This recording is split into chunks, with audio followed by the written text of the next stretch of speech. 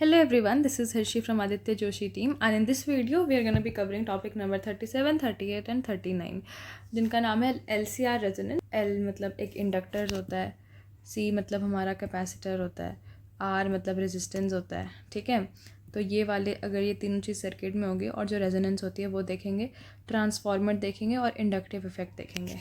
ठीक है, तो अब शुरू करते हैं वीडियो आज की। मतलब बहुत इम्पॉर्टेंट वीडियो, मैंने 3 वीडियो इनको क्लब किया है बेसिकली क्योंकि इनमें जो टॉपिक्स हैं वो सारे एकदम रिलेटेड हैं। ठीक है, इंडक्टिव इफेक्ट से ट्रांसफार्मर हो जाता है और एलसीआर रेजोनेंस इन सबका पहले बेस बनाता है ना, तो we can do that in all, we can do all of this in a single video and that's what I am trying to do here. Okay, time कम है तुम्हारे पास भी और तुम्हें जल्दी रिवीजन करना है, तो अब लेट्स स्टार्ट। सबसे पहले एलसीआर रेजोनेंस, हम कुछ चीज़ें देखेंगे नॉर्मल टर्म्स, उसके बाद कंडीशन सेट करेंगे कि रेजोनेंस में क्या होना चाहिए। एक होता है इंडक्टिव रिएक्टेंस, एक होता है कैपेसिटिव रिएक्टेंस। ठीक है, इंडक्टिव कैपेसिटिव। इंडक्टिव को कैसे रिप्रेजेंट करते हैं, काई एल से। ठीक है, ऐसे करके काई एल। कैपेसिटिव रिएक्टेंस को कैसे करते हैं, काई सी से। काई एल की वैल्यू कितनी होती है, ओमेगा एल। काई सी की वैल्यू कितनी होती है, 1/ओमेगा सी। ओमेगा एल, ओमेगा को क्या लिख सकते हैं, तो 2πf, तो उसकी वैल्यू होती है 2πfl भी होती है। ठीक है, ओमेगा क्योंकि एंगुलर फ्रीक्वेंसी है तो 2πf भी होती है। ये सब बेसिकली हम लोग एसी में पढ़ते हैं, ईएमआई में पढ़ते हैं। क्यों? क्योंकि एसी एक ऐसा करंट होता है जिसमें वो कांस्टेंट वैल्यू नहीं रहती है, इसलिए ये सारी चीज़ें यहाँ पे रोल प्ले करती हैं। एंगुलर फ्रीक्वेंसी है ना। ओके, कंडीशन फॉर रेजोनेंस देखते हैं। इसमें कंडीशन फॉर रेजोनेंस में ना ये और ये बराबर हो जाते हैं, यानी कि omega L is equal to 1/ओमेगा C. X L chi L is equal to chi C, ये होती है कंडीशन। और जब रेजोनेंस है तब जो फ्रीक्वेंसी होती है उसको कहते हैं resonant frequency, and resonant frequency F0 is equal to 1/2π√LC। बिल्कुल फॉर्मूले में साथ साथ स्टार बनाते चलते, तो मैंने याद करते चलो। ओमेगा एल 1/ओमेगा C, omega is equal to 2πf तो याद ही होगा, इसलिए वो मैंने लिखा नहीं था। 1/2π√LC ये याद होना चाहिए। चलो, और क्या होता है रेजोनेंस में, तुम्हें फ्रीक्वेंसी पता चलेगी कितनी होती है, 1/2π√LC। और Z is equal to R, Z impedance होता है। Z ना इस फॉर्मूले से दिया जाता है, Z is equal to √R² plus chi minus chi का होल स्क्वायर। ठीक है, इनको तुम इंटरचेंज कर सकते हो, वो भी फ़र्क नहीं पड़ता क्योंकि नेगेटिव है और उसका स्क्वायर करना है। तो काई माइनस काई एक्चुअली रेजोनेंस में दोनों बराबर है ना, तो दोनों बराबर हैं तो ये 0 हो जाएगा। तो इसकी वैल्यू कितनी आ जाएगी, √R² यानी कि R है ना, तो Z की वैल्यू R के बराबर होती है। Impedance is equal to R, तो सबसे मिनिमम रेजिस्टेंस वाला सर्किट होता है ये, क्योंकि इसमें L और C की वैल्यू किसी काम की ही नहीं है, R की वैल्यू काम की है। ठीक है, तो it behaves like a pure resistor वाला सर्किट। ठीक है, इसमें L और C की कोई वैल्यू रह नहीं जाती है और ये सबसे मिनिमम रेजिस्टेंस हो सकती है जो कि है R, and circuit behaves like a pure resistor. Inductor और कैपेसिटर तो एम वी लगा दिए वहाँ पे रेजोनेंस के केस में। और करंट मैक्सिमम होता है, क्यों? करंट क्या होता है, V/R होता है। अब R सबसे कम है तो करंट मैक्सिमम हो जाएगा ना, Z की वैल्यू R सबसे कम है यहाँ पे। मतलब ये डायरेक्टली तो नहीं होता, बट हाँ अगर हमारा प्योर रेजिस्टर की तरह बिहेव कर रहा है तो ये टाल सकते हैं हम लोग। और R की वैल्यू मिनिमम है तो करंट की वैल्यू मैक्सिमम हो जाएगी। ठीक है, चलो अब एक टर्म आता है क्वालिटी फैक्टर। क्वालिटी फैक्टर क्या होता है, ओमेगा0L/R, जबकि ओमेगा0L है और इसको तुम लिख सकते हो 1/ओमेगा0CR। बस ये फॉर्मूला याद रख लो, और ये वाला बिल्कुल कि इज इक्वल टू 1/R√LC। इसी से ये सब डिराइव भी कर सकते हो, चाहे तो डिराइव करके भी देख लेना। अभी जल्दी जल्दी फॉर्मूला रिवाइज करने में, हायर क्यू का क्या मतलब होता है, mean sharper and stronger resonance. Q की वैल्यू ज़्यादा है तो जो रेजोनेंस है वो शार्पर और स्ट्रॉन्गर, इसका ग्राफ बनता है क्वालिटी फैक्टर का, तो वो शार्प और स्ट्रॉन्ग बनता है, मतलब शार्प बनता है बेसिकली। और रेजोनेंस इसका मतलब क्या है, स्ट्रॉन्ग रेजोनेंस है, फिजिकल मतलब है ये। क्यू की वैल्यू कितनी है, ओमेगा0L/R या फिर 1/ओमेगा0CR। ठीक है, और या फिर 1/R√L/C। अब होता है इंडक्टिव इफेक्ट, एक टॉपिक हो गया हमारा, एलसीआर रेजोनेंस खत्म। तो पता चल गया क्या क्या कंडीशंस होती है जिसमें ये होता है ना। काई L is equal to chi सी, और करंट मैक्सिमम है, हमारा जो इम्पिडेंस है वो मिनिमम है which is equal to resistance. Resistance वाला सर्किट है, ओनली प्योर रेजिस्टर सर्किट। ठीक है, अब देखते हैं इंडक्टिव इफेक्ट। इंडक्टिव इफेक्ट में क्या होता है, फर्स्ट लॉ क्या कहता है, whenever there is a change in the magnetic flux linked with a coil and EMF is induced.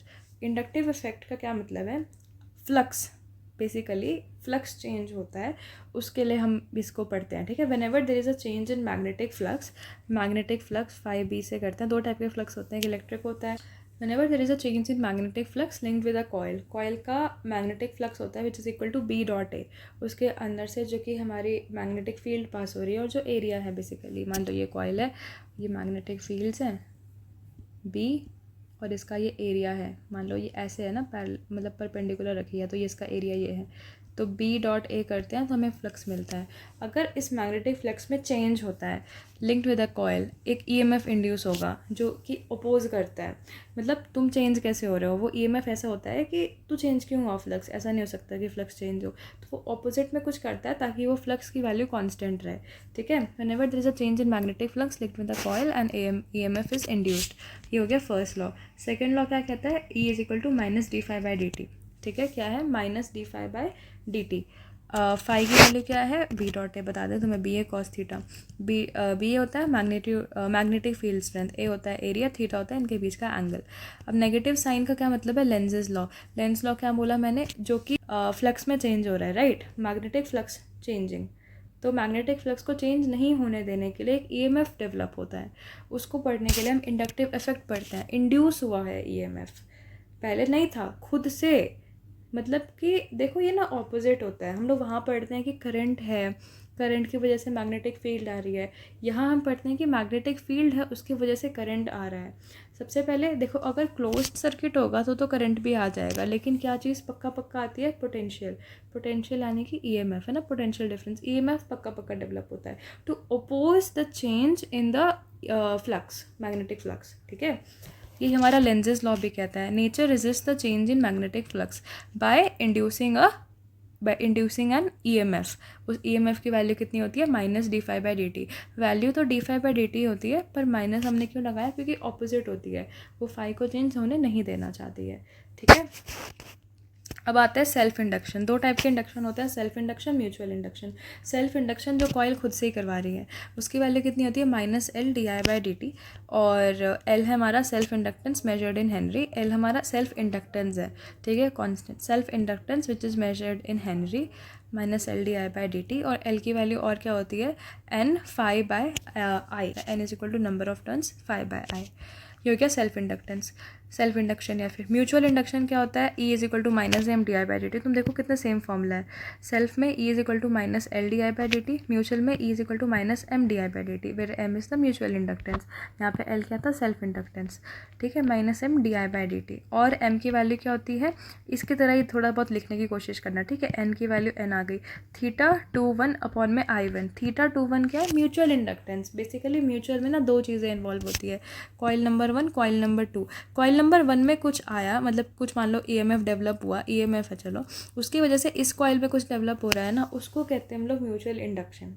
ठीक है, म्यूचुअल इंडक्शन हुआ, उस कॉइल ने दूसरे वाले कॉइल पे कुछ इंड्यूस करवाया ईएमएफ, तो दो कॉइल्स हैं, एक कॉइल में कुछ सर्टेन चेंजेस हो रहे हैं, ईएमएफ वगैरह इंड्यूस हो रहा है, तो दूसरी वाली में भी वो इंड्यूस करवा रहा है, इसी को म्यूचुअल इंडक्शन कहते हैं, ठीक है। इसलिए जो फाई है वो 2 1 लिखा है, मतलब जो 2 में हो रहा है 1 की वजह से, ठीक है, और करंट तो पहला वाला ही, इसमें जो करंट है वो ही, और इसमें जो फाई चेंज हुआ 2 में, ये सेकंड है, इसमें जो चेंज हुआ फाई 2 1 की वजह से, उसको लिखना है, समझे, और निकलता किस में है, दूसरे वाले में।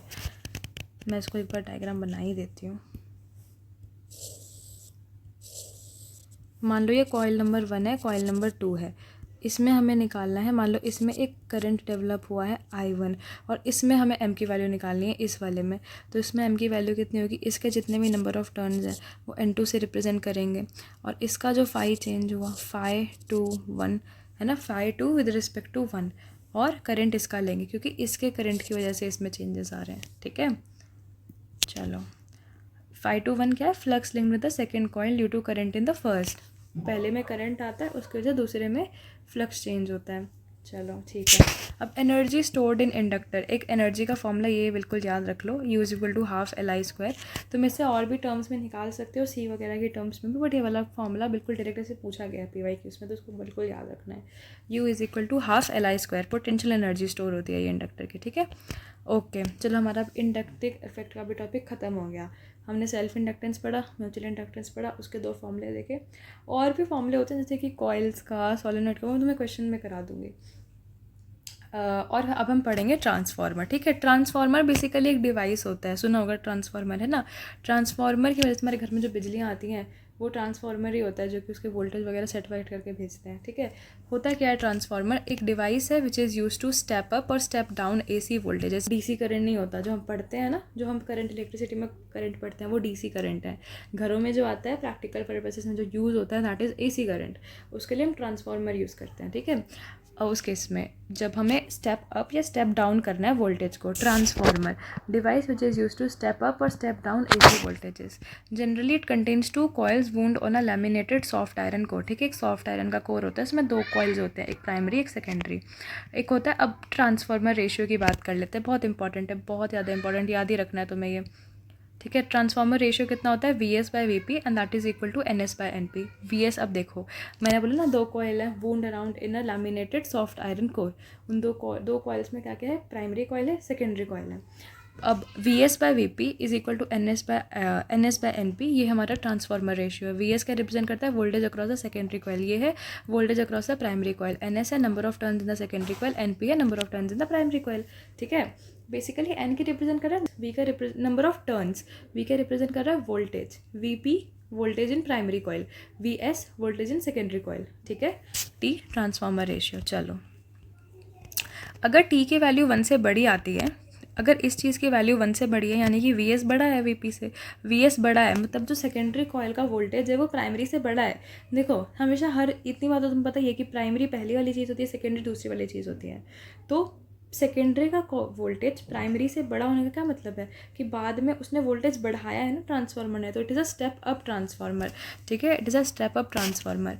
एंड अगर T की वैल्यू कम है, मतलब कि पहले वोल्टेज ज़्यादा थी बाद में कम हो गई, तो VP बढ़ा है तो उसने कम करा है वोल्टेज को, तो स्टेप डाउन ट्रांसफार्मर।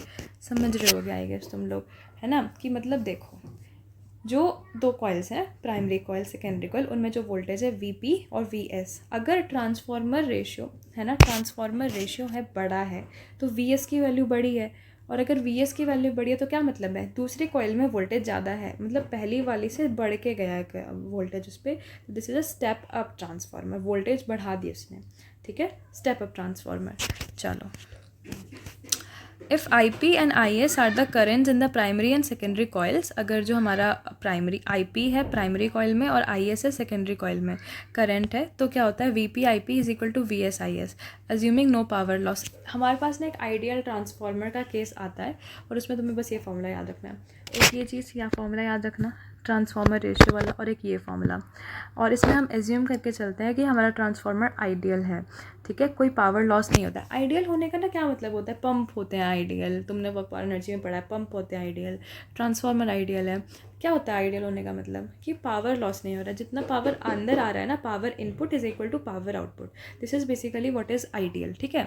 तो ट्रांसफार्मर में बेसिकली क्या है कि जब वो आइडियल है तो कोई पावर लॉस नहीं हो रहा है, और पावर का फॉर्मूला तुम्हें याद होगा VI होता है, ठीक है। तो वही किया हमने बेसिकली इसको कैसे लिखा है, मैं इसको लिख दूँ अगर यहाँ पे, P output is equal to P input, तो P आउटपुट कितना होता है, मैंने बोला ना VI है ना, तो P आउटपुट होता है VS/IS, P इनपुट होता है VP/IP, तो VS/IS is equal to VP/IP, यही लिखा है मैंने यहाँ पे, VP/IP is equal to VS/IS, है ना, यही चीज़ है, सेम टू सेम। क्यों आई, इससे आई, P is equal to VI से, लिख देती हूँ ये भी यहाँ पे, P is equal to VI से आई है ये, ओके। चलो, इससे हम और क्या देख सकते हैं कि जो VS/VP है इसको इधर लेके जाओ, VS/VP that is equal to IP/IS, मतलब उल्टा रेशियो है बेसिकली इनका, VS ऊपर है तो IP ऊपर है। अब तुम्हें ये चीज़ याद होगी, तो तुम्हें पता है VS/VP कितना है, NS/NP, बस और कुछ नहीं क्वेश्चन पूछते ट्रांसफार्मर से, यही क्वेश्चन पूछते हैं कि टर्न्स, नंबर ऑफ टर्न्स दे देंगे, प्राइमरी कॉइल में करंट बताओ, कुछ भी बताओ तुम्हें, अब प्राइमरी कॉइल में करंट और अगर नंबर ऑफ टर्न्स दे रखे तो रिजल्ट पता चल जाएगा कैसे निकालना है। IP/IS is equal to VS/VP and VS/VP is equal to NS/NP, यानी कि IP/IS is equal to NS/NP, ठीक है। बस इन 2 फॉर्मूला को याद रखना, ट्रांसफार्मर तुम्हारा डन है। In practice the output power is always lesser than the input power. देखो हम आइडियल मान के चलते हैं कि P आउटपुट P इनपुट के बराबर है, लेकिन जब प्रैक्टिस में होता है है, जो रियल लाइफ सिचुएशन है उसमें आइडियल ट्रांसफॉर्मर में नहीं मिलता है। हमेशा जो आउटपुट पावर होती है वो थोड़ी कमी होती है, जितनी पावर हमने दी होती है उतना हमें नहीं मिलता है आउटपुट उसका। क्यों? क्योंकि लॉसेस होते हैं। कहाँ कहाँ लॉसेस होते हैं? हीटिंग की वजह से, फ्रिक्शनल है, हिस्टेरेसिस लॉस है, एडी करेंट्स की वजह से, loss due to flux leakage. ठीक है, फ्लक्स लीकेज भी होता है, तभी सॉफ्ट आयरन कोर लेते हैं, वूंड करते हैं उसको, बहुत सारी चीज़ें होती हैं, इसमें लॉस हो जाता है। तो हमेशा जो पावर आउटपुट है वो कम आता है, यानी कि हमारा जो वीपी आईपी का वैल्यू है वो ज़्यादा आता है, यानी कि this is what power input, right. Input power is more than the output power, यही लिखा है। ठीक है, इतनी थ्योरी काफ़ी थी ये सब करने के लिए। अब हम क्वेश्चंस करते हैं। ठीक है, क्वेश्चंस में भर भर के लाई हो ताकि तुम्हें बिल्कुल अच्छे से क्लियर हो जाए, और अब तुम इसके क्वेश्चंस खुद लगा लो। Question number 1, an inductor, L से रिप्रेजेंट करते हैं, inductor coil of self inductance 10 henry carries a current of 1। मतलब सेल्फ इंडक्टेंस दे रखी है, हमें एल की वैल्यू दे रखी है, आई की वैल्यू दे रखी है, मैग्नेटिक फील्ड एनर्जी बतानी है। क्या बताया था मैंने? यू की वैल्यू कितनी होती है? Half L I square, right. Half L I square, ये फॉर्मूला लगाना है, half L I square, half L I square, 5 joule. ठीक है, 2022 का PYQ है, इतना इजी क्वेश्चन, एक लाइन में। फिर 2023 में सेम डाल दिया उन्होंने, कुछ नहीं सोचा, कुछ भी नहीं, सिर्फ वैल्यूज चेंज करी हैं और सेम फॉर्मूले पे सेम क्वेश्चन डाला है। देखो, magnetic energy stored in an inductor of inductors 4 micro Henry carrying a current of 2 ampere. और इन्होंने एनर्जी भी दिया है, मतलब एनर्जी जो है माइक्रो जूल में निकल रही है, तो इसको कन्वर्ट करने की भी ज़रूरत नहीं है। ये तो चलो ठीक है, इसको कन्वर्ट करने की ज़रूरत नहीं है। ठीक है, तो मैग्नेटिक एनर्जी क्या होता है? हाफ एल आई स्क्वायर होता है। तो मैं एल दे रखा है, आई स्क्वायर दे रखा है, निकालो आई स्क्वायर, आई दे रखा है, आई स्क्वायर हो जाएगा 4, और ये 4 है, और नीचे हाफ करना होता है इसका, 4 4 जा 16, 16 का हाफ 8 माइक्रो जूल। आंसर देख सकते हो, 2 डायरेक्ट सेम क्वेश्चन 22 में 23 में, अगेन ईजी क्वेश्चन, राइट। फिर 2020 का PYQ है ये, the current in an inductor, again L, self inductance दे रखी है 4 henry, changes from 4 ampere to 2 ampere in 1 second, the EMF induced in the coil is. EMF बताना है। EMF का वैल्यू क्या होता था जब हमें L दे रखा होता था और करंट दे रखा होता था? तो E is equal to -L di/dt, right. क्या होता था EMF? -L di/dt, minus L की वैल्यू में पता है di/dt, I/di क्या होता है? di/dt, यानी कि I2 माइनस I1 अपॉन में T2 माइनस T1, राइट। मतलब वैसे तो ये डेल्टा I/ΔT है, बट कोई बात नहीं, इसमें हम ऐसे ही करेंगे क्योंकि हमें डिफ्रेंशिएट करने का कुछ दे रखा। तो कितनी होगी? 4 एम्पियर टू 2 एम्पियर, यानी कि 2 एम्पियर हो गई, पहले 4 एम्पियर थी 1 सेकेंड में। तो आंसर कितना हो रहा है इसका? -2, है ना। di/dt की वैल्यू -2 है, और EMF की वैल्यू होती है -L, तो -4 multiplied by -2, it will come out to be 8 volt. 22 का PYQ। साइंस का ध्यान रखना था, di/dt निकालने के लिए फाइनल, हमेशा जब भी चेंज निकालते हैं तो फाइनल माइनस इनिशियल करते हैं। फाइनल इसमें करंट 2 एम्पियर हो गया है, 4 से 2 हुआ है, कम हुआ है तो नेगेटिव आएगा di/dt, बस वही किया है हमने। ठीक है, थर्ड क्वेश्चन भी हो गया। अब देखो 2022 कितने क्वेश्चन आ रखे हैं, इसलिए इनको कर लेना। ठीक है, EMI and ACR consider to be, मतलब ईजी चैप्टर्स, बहुत सारा तुम्हारा यहाँ कवर हो जाएगा। थोड़ा बहुत एक्स्ट्रा एफर्ट्स डाल के कर लोगे तो you can expect 150+ in NEET physics, which is a lot अभी के टाइम पे। चलो, dimensions of mutual inductance M के डायमेंशंस बताने हैं, मतलब डायमेंशंस, यूनिट्स एंड डायमेंशंस का है क्वेश्चन वैसे तो ये 2022 का PYQ है। E क्या होता है? -M di/dt, ठीक है। तो M की बतानी है, म्यूचुअल इंडक्टेंस का क्या हो जाएगा? E इंटू dt/dm, यानी कि ये वाला हमारा हो जाएगा। अब हम E की कैसे निकालें? टाइम की तो हमें पता है T होती है और I की हमें पता है I होती है, ये दोनों तो फंडामेंटल है। E का कैसे निकाल सकते हैं? बेसिकली अब देखो, तुम्हें इसके लिए ये वाला फॉर्मूला आना चाहिए था, वर्क डन QV के बराबर होता है। अब ये भी इलेक्ट्रोस्टैट्स में पढ़ते हैं, मतलब पढ़ते तो वैसे इलेक्ट्रिक पोटेंशियल में है ये, क्योंकि क्या Q यहाँ पे क्या है? चार्ज है। Work done and potential, W work done is equal to charge multiplied by potential difference QV, वैसे Q डेल्टा V, बट ठीक है QV, ठीक है। ये होता है हमारा वर्क डन, और इससे पता चल रहा है कि पोटेंशियल कितना हो रहा है। फिर वर्क डन अपॉन में चार्ज, वर्क अपॉन में चार्ज। वर्क क्या होता है? वर्क तो फोर्स इंटू डिस्प्लेसमेंट भी होता है ना। हम यहाँ पे क्या खेल रहे हैं? हम यूनिट्स के साथ ही तो खेल रहे हैं। W is equal to QV, V is equal to W/Q, and what is work? Work is force into displacement. तो हमने लिखा फोर्स को लिखा, डिस्प्लेस में मल्टीप्लाई किया, हमें ये वर्क की तो पता ही होती है dimensional formula ml² T-2। Charge का क्या हो जाएगा? AT, है ना। चार्ज बेसिकली क्या होता है? IT, AT, क्योंकि करंट होता है flow of charge per unit time. तो क्यू की वैल्यू कितनी हो जाती है I मल्टीप्लाइड बाई टी, तो ये हो जाता है AT। अब यहीं पे वैल्यूज पुट कर दो, m की वैल्यू ये E वाली इधर डाल दो इधर में, और t की वैल्यू डाली, a की वैल्यू डाली, इसको सॉल्व किया, will get your answer ml² t-2 a-2। ये हमारा आंसर हो गया। अब एक बार क्वेश्चन क्योंकि आ गया है तो तुम इसे याद भी रख सकते हो। मैंने अपने टाइम पे याद भी कर लिया था एक बार कि हाँ चलो डायमेंशंस म्यूचुअल इंडक्टेंस की होती है ml² t-2 a-2। हालांकि याद रखने की ज़रूरत नहीं है, तुम्हें पूरा डिराइव करना आ गया कैसे करते हैं। जब work done is equal to Q वाला फॉर्मूला था वो याद करके तुम वी की निकाल सकते थे, बाकी तुम्हें सब आता था। Could have done this question, ठीक है। अब चलो 2021 का क्वेश्चन देखते हैं। 2 कंडक्टिंग सर्कुलर लूप्स हैं, 2 कंडक्टिंग है, ठीक है। इसमें करंट डेवलप होगा ये बताना चाहते हैं ऐसे कंडक्टिंग बता के। सर्कुलर लूप्स है, रेडियस R1 एंड R2 के, they are placed in the same plane with their centres coinciding. ऐसे R1 R2, बड़ी वाली का रेडियस R1 है और बहुत ज़्यादा बड़ा है, R1 is very very greater than R2, और ये R2 मतलब ये, और छोटा वाला R2 है, बड़ा वाला R1 है, और R1 की वैल्यू बहुत ज़्यादा बड़ी है R2 से, तो mutual inductance M between them will be directly proportional to, ठीक है। 2 कंडक्टिंग सर्कुलर लूप्स दे रखी है, 2021 का क्वेश्चन है। Mutual inductance between 2 coil in the same plane with their centres coinciding is given by. अब ये तुम्हें याद करना पड़ेगा ये वाला फॉर्मूला। तो इसमें देख सकते हो तो μ0/4 2π² R2² n1 n2 अपॉन में R1।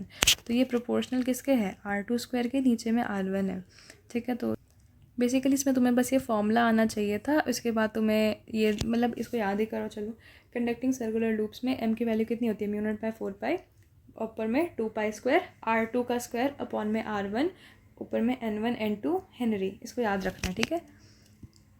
कुछ फॉर्मूले याद ही रखना हो तो इसमें ये वाला फॉर्मूला भी है, क्योंकि यहाँ पे डिराइव नहीं करने बैठ जाओगे। और m की वैल्यू क्या होगी, प्रोपोर्शनल टू R2² और इन्वर्सली प्रोपोर्शनल टू R1। तो हमारा आंसर हो गया 4th ऑप्शन। चलो अब क्वेश्चन नंबर 6 देखते हैं। LR सर्किट दे रखा है, इंडक्टर है, रेजिस्टेंस है, टाइम कांस्टेंट है वो किसके बराबर है। टाइम कांस्टेंट ना एक यूनिट होती है, time constant is equal to L/R, ठीक है। कितना होता है टाइम कांस्टेंट, L/R। ये हम पढ़ते हैं करंट वगैरह में ही, उनका फॉर्मूला होता है I = I0 e⁻t/τ। उसमें टाउ जो होता है वो होता है टाइम कांस्टेंट, और इसकी वैल्यू होती है L/R। तो अब बोले कि किसके बराबर है, L/R के बराबर है। इनसे निकाल के दिखाओ। Twice the ratio of energy stored in the magnetic field to the rate of the dissipation of energy in the resistance। तो energy stored in the magnetic field option wise करना था इस क्वेश्चन को, ठीक है। UB की value ½ Li² होती है, rate of dissipation of energy in the कितना हो जाता है I² R है। Rate of dissipation of energy तो तुम पढ़ते ही हो, I² R V²/R। तो यहाँ पे हमें क्या दे रखा है, इसके रेजिस्टेंस से रिलेटेड निकालेंगे तो I² R लिख ली। रेशियो क्या हो जाएगा, ½ Li² अपॉन में I² R। I² कट गया, इसकी वैल्यू कितनी आ गई, L/2R है ना, ½ L/R आ गया। अब इसका क्या बोला है इसने, ट्वाइस द रेशियो, तो L/2R को ट्वाइस कर दो तो कितना हो जाएगा, L/R। L/R हमारा टाइम कांस्टेंट होता है ना। तुम्हारी वैल्यू आ गई टाइम कांस्टेंट की। बेसिकली इस क्वेश्चन में इसने क्या पूछा था कि जो हमारा टाइम कांस्टेंट होता है वो इनमें से किसके बराबर है, तो मैं फॉर्मूला लगा के चेक करना पड़ता, ठीक है। मेरा तो फर्स्ट ऑप्शन में आंसर आ गया, इसलिए मैंने और आगे के नहीं लिखे, तुम आगे का भी करना, ठीक है। टाइम कांस्टेंट L/R होता है, जो पोटेंशियल एनर्जी स्टोर होती है वो ½ Li² होती है, rate of dissipation of energy is given bye I² R। इसका रेशियो ये आया, इसको डबल करा तो L/R आ गया, जो कि टाइम कांस्टेंट। तो हमारा आंसर हो गया ऑप्शन नंबर 1, ठीक है। चलो क्वेश्चन नंबर 7 देखते हैं अब। The resistance in the following circuit is increased at a particular instant. इसमें जो रेजिस्टेंस है, रियोस्टैट देखो, RH मतलब रियोस्टैट होता है, रियोस्टैट लगा रखा है, इसके रेजिस्टेंस को बढ़ाया है, ठीक है। At this instant the value of resistance is 10 ohm, the current in the circuit will be. Basically एक टाइम पे जो रेजिस्टेंस है उसको बढ़ा के हमने 10 ओम कर दिया है, तो बताओ कि करंट क्या है इस सर्किट में। उस मूवमेंट में पूछा, चलो बोलते ना, the current in the circuit at that instant will be, तो डायरेक्टली तुम I = VR लगा के ये हम आंसर रिपोर्ट कर देते हैं, पर इसने बोला है current in the circuit. Circuit में करंट कितना होगा, अब ये देखो, R की वैल्यू 10 ओम है, तो स्टेडी करंट जो होता है, स्टेडी करंट मतलब मैक्सिमम करंट एक तरीके का, तो उसकी वैल्यू कितनी हो जाएगी, 5/10 है ना। V/R, I = V/R से V की वैल्यू 5, R की वैल्यू 10 ये दे रखी है, तो आप V/R 0.5 एम्पियर, ठीक है। चलो, लेकिन अकॉर्डिंग टू क्वेश्चन क्या बोला है कि resistance of following circuit is increased, तो रेजिस्टेंस बढ़ाया है। जब रेजिस्टेंस बढ़ाते हैं तो करंट का के साथ क्या होता है, करंट कम होता है ना, ठीक है। आर बढ़ा है, this means I is equal to V by R, so I starts decreasing, hence inductance comes in picture. अब देखो ये है असली चीज़, क्योंकि देखो ये इंडक्टेंस मतलब कि इंडक्टर लगा हुआ है ना, इंडक्टर कॉइल है, यहाँ पे इंडक्टेंस पिक्चर में आ जाएगी। तुमने रेजिस्टेंस बढ़ा दी है तो करंट को कम होना चाहिए। अब करंट कम होने लगा है ना, करंट कम होने लगेगा तो नहीं चाहिए उसको कि करंट कम हो बेसिकली, है ना, रेजिस्ट करता है कोई भी चेंज को लेंथ लॉ के अकॉर्डिंग। करंट कम नहीं होना चाहिए तो क्या होगा, एक उल्टा करंट डेवलप होगा जो कि उसको सपोर्ट करेगा। ठीक है, तो एक्चुअल में करंट की वैल्यू 0.5 एम्पियर से ज़्यादा आएगी क्योंकि उसको सपोर्ट कर रहा है वो। Induces a current in the circuit in the same direction as main current, क्योंकि मेन करंट कम हो रहा था। आई होप तुम्हें समझ आया होगा। रेजिस्टेंस को हम बढ़ा रहे थे, बढ़ा के एक टाइम पे 10 ओम है तो स्टेडी करंट की वैल्यू निकाल ली। अब रेजिस्टेंस को बढ़ाया है तो आई की वैल्यू कम होगी, करंट की वैल्यू कम अपोज करता है। अब अपोज करेगा तो उसी डायरेक्शन में करंट बढ़ाएगा ना जिस डायरेक्शन में उसकी वैल्यू वापस से बढ़ जाए। अब बढ़ के ज़्यादा हो जाती है तो 0.5 एम्पियर से ज़्यादा हो जाएगी। ठीक है, ये इसमें कैच था, ये इसका आंसर है। क्वेश्चन नंबर 8 देखते हैं अब हम लोग ट्रांसफार्मर का। Step down transformer, step down transformer क्या बोला था मैंने, स्टेप डाउन ट्रांसफार्मर, जिसमें वी एस की वैल्यू जो होती है वो कम होती है वी पी से, है ना, ट्रांसफार्मर रेशियो कम आ जाता है 1 से, वी एस की वैल्यू कम है, it is a step down transformer. A step down transformer connected to an AC main supply of 220 volt is made to operate 11 volt 44 watt lamp ignoring power losses in the transformer, मतलब कि इसको transformer को तुम ideal मान के चलो। What is the current in the primary circuit, मतलब IP बताना है। ठीक है, और तुम्हें AC मेन सप्लाई दे रखा है 220 volt is made to operated 11 watt 44 watt lamp. ठीक है, फॉर एन आइडियल ट्रांसफार्मर, क्योंकि पावर लॉस इग्नोर कर रहे हैं तो IP VP is equal to IS VS।